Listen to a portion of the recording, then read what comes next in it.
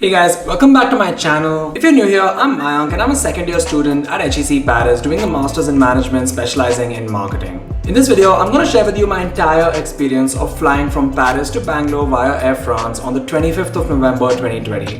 That's about a month ago. So I've put timestamps for the entire video so you can skip to what you want to see, but in the first part of the video I'm going to be explaining to you all the documentation and everything administrative, and then I'm going to show you my travel experience in the second part of the video. I did a lot of research before booking the flight to make sure that it's okay for me to go and also okay for me to come back to Paris in January. In essence, the following documents were required. First, the registration confirmation from the Embassy of India in Paris. You're supposed to do this before booking, and they're gonna basically ask you about your details as well as the reason for your travel. Once you fill up the form, they're gonna send you a confirmation on your email ID, and you're supposed to print out that confirmation to show at the airport. Second, an indemnity cum undertaking bond. This document is basically something you're supposed to print out and sign to declare that you're not gonna hold the Indian government responsible if something happens to you during the flight. Basically, if you catch any virus or anything like that. Thirdly, the registration on the Air Suvidha portal.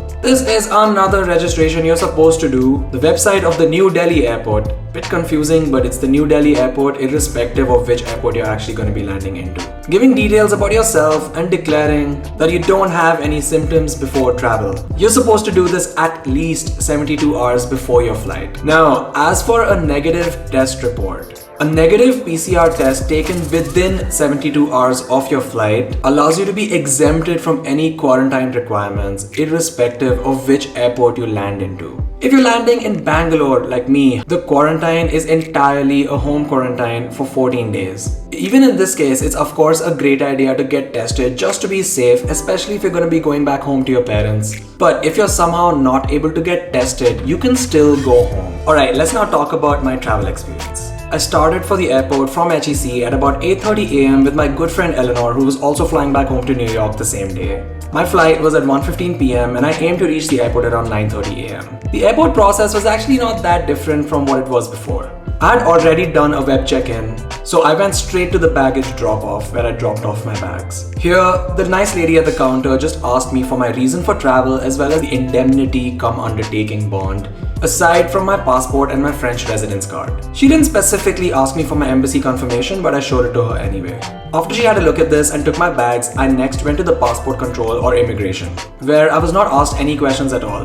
The man at the counter took my passport and my residence card, had a good look at it, did his thing, stamped my passport and sent me on my way, but not before wishing me a bon voyage. And that was it. I then took a quick shuttle to gate L in this train.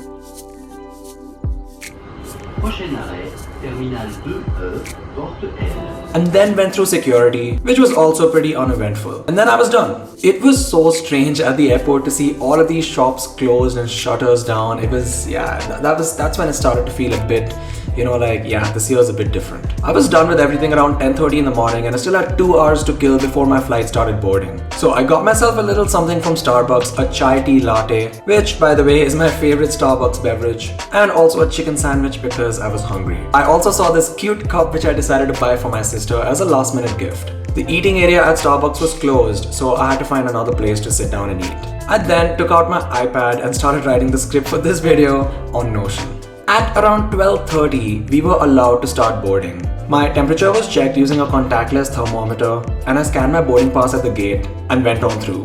I walked over to the plane just like normal and found my seat. I flew in an Air France A350 in the premium economy cabin. The cabin was pretty nice. It was a 242 configuration and it was almost completely empty. Just me on one side of the cabin and a 3-person family all the way on the other side of the cabin. And this meant that I got a lot of personal space, which in this context, I'll take as much of it as I can get. I will, however, say that this was the premium economy cabin, but in the economy class cabin, I think it was pretty full. There were some pretty nice touches. There was a bottle of Evian water on every seat. And they gave me an amenities kit, which included a toothbrush and toothpaste, socks, an eye mask, mask, and earplugs, and they all came in this nice little pouch. Every seat also had a USB port for charging your devices, as well as a full-size electrical socket for your laptop or anything else. And shortly after boarding, they also provided a hand or surface cleaning tissue, which was nice of them as well. It's necessary to wear a surgical mask in the cabin, and if you don't have one of those on yourself, they provide them in the cabin as well. The takeoff was pretty uneventful and quick, and soon enough we were in the air. The weather wasn't the best on the ground, but once we were up above the clouds, it was pretty sunny and beautiful.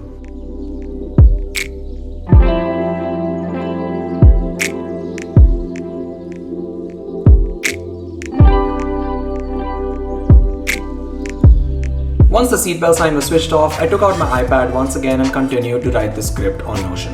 On a side note, it's amazing how the iPad Pro with the smart keyboard folio fits so perfectly on an airplane tray table. And it makes for an amazing and comfortable typing experience in the plane.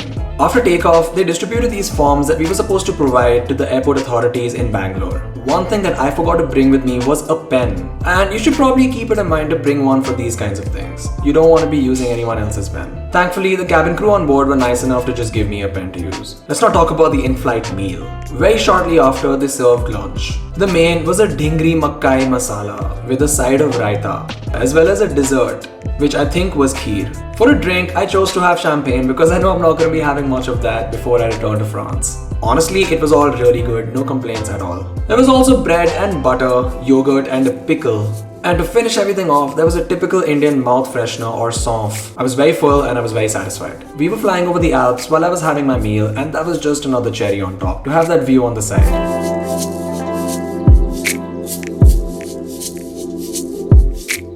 After the in-flight meal, I watched some of my current favorite show, New Girl, on the iPad. And before I knew it, it was sunset. And boy, the sunset from the plane looked absolutely beautiful. Soon after, we were flying over the Middle East, and I saw some very strange looking light formations on the ground from the plane.